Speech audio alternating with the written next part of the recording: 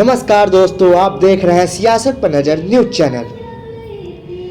आज प्रजापिता ब्रह्मा कुमारी ईश्वरी विश्वविद्यालय के ज्वालागंज सेवा केंद्र की प्रभारी ब्रह्मा कुमारी मीरा दीदी ने हमें बताया कि हम लोग पिताश्री प्रजापिता बहना बाबा की 52वीं पुण्यतिथि श्रांति दिवस के रूप में मना रहे हैं।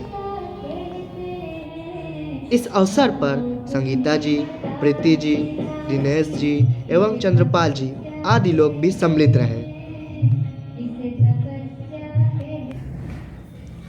कहते हैं कि यदा यदा ही धर्मस्य ग्लानिर्भवति भारत जी। और कहा जाता है परित्राणाय साधूनां विनाशाय दुष्कृताम्। जी।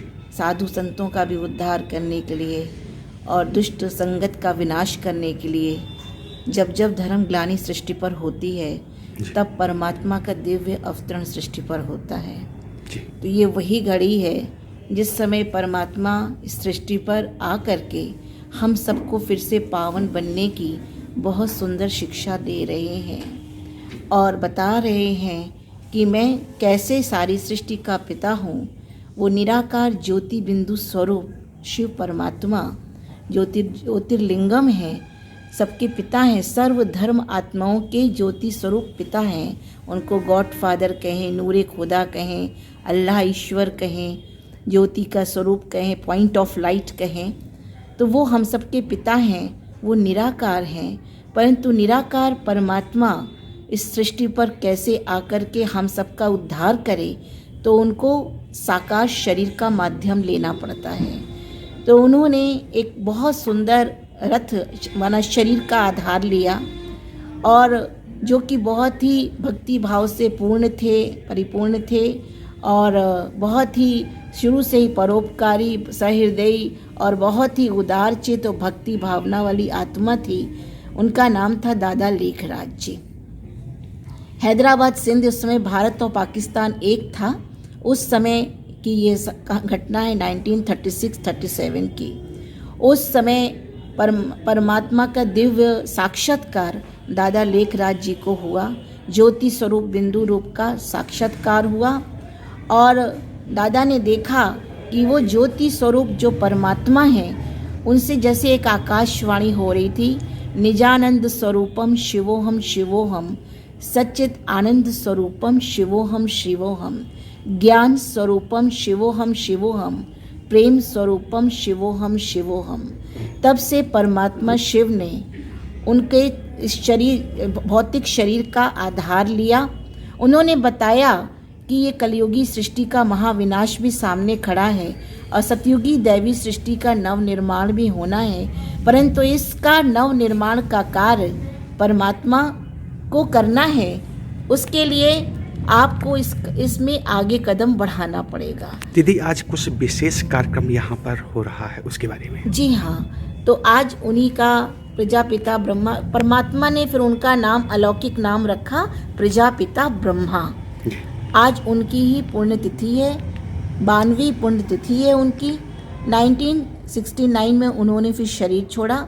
उन्होंने बहुत सुंदर बहनों का, माताओं का, भाइयों का संगठन बनाया और यज्ञ का नाम रखा प्रजापिता ब्रह्मा कुमारी ईश्वरीय विश्वविद्यालय, जहाँ पर नैतिक मूल्यों का ज्ञान कराया जाता है। जो हम गीता में पढ़ते आए हैं उसको जीवन में प्रैक्टिकल रूप में धारण करें और घर गृहस्थ में रह कर के निर्विकारी निर्व्यसनी जीवन बनाएं और अपने घर को ही हम मंदिर जैसा बनाएं। जैसे कहते हैं नर से श्री नारायण और नारी से श्री लक्ष्मी, यहाँ पर ये वही शिक्षा दी जाती है। ये ऐसा विद्यालय है जहाँ मूल्यनिष्ठ जीवन जीने का कहा जाए प्राविधान है और शिक्षा दी जाती है कि हम अपना जीवन चरित्र का नव निर्माण करें और साथ साथ सहज राजयोग के माध्यम से, राजयोग एक ऐसी शिक्षा है जिसके माध्यम से आत्मा परमात्मा के संबंध को जोड़ा जाता है और आत्मा अपने अंदर के विकारों पर विजय प्राप्त करती है, अपनी कर्मेंद्रियां जीत बनती है। जो कर्मेंद्रियां बुराइयां करती थी, काम क्रोध लोभ मोह अहंकार के वशीभूत थी, वो परमात्मा की याद की शक्ति से, योग की शक्ति से अपने अंदर वो भावना भरती हैं, हमारी बुद्धि की बैटरी ऐसी चार्ज हो जाती है जिससे हम स्व कल्याण करते हैं और स्व कल्याण के आधार पर ही विश्व कल्याण भी संभव है।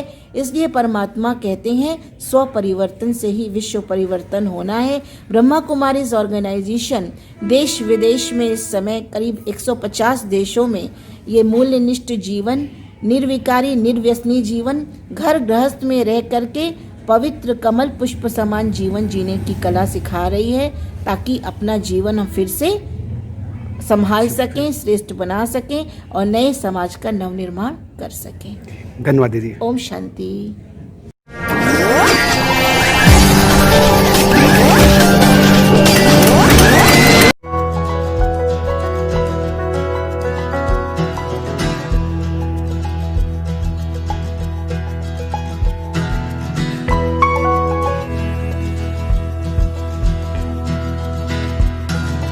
California coastline, midday Texas sun.